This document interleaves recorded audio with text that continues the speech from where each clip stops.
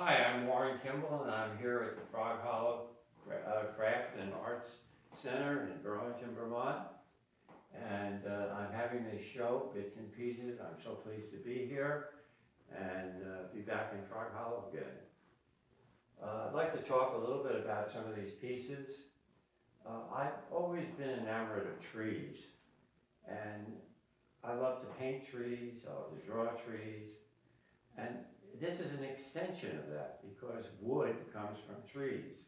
And I find these pieces at antique shows and yard sales and barns, etc. For years I've been collecting them. And so I finally thought I'd have some fun and put them together. I found some old boxes, this is actually a drawer. And I've always loved architecture. So this is from the trees, and now I've created a city in here, a city scene with the clock in the back. Over here, whoops, there's my back, you don't want to see my back. These are mirrors I also created, and using pieces from other things other than the tree and wood.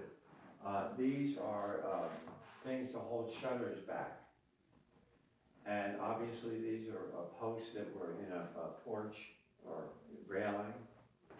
Over here, this is an old piano.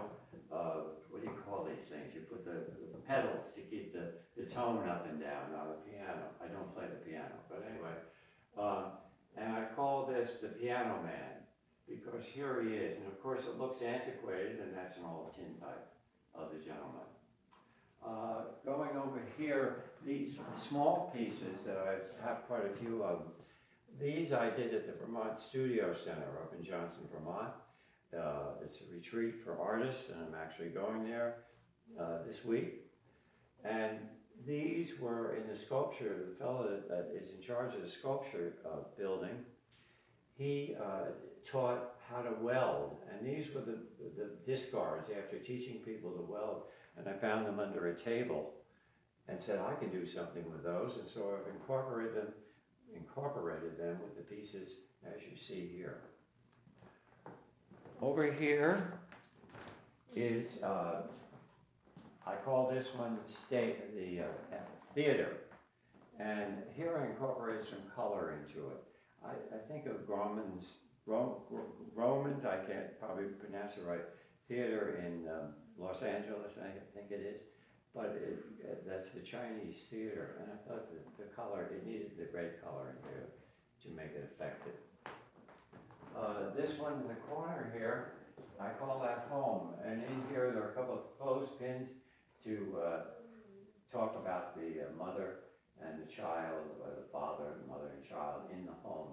And the different things we have in the home. We have furniture and maybe a bird cage. And these actually are tops that were made in Brandon, Vermont. I have many of those, and I finally got to incorporate them. And this is a rolling pin in here, miniature one.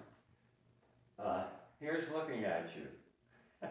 And good old Mona Lisa looking at you. This was a mirror that I found.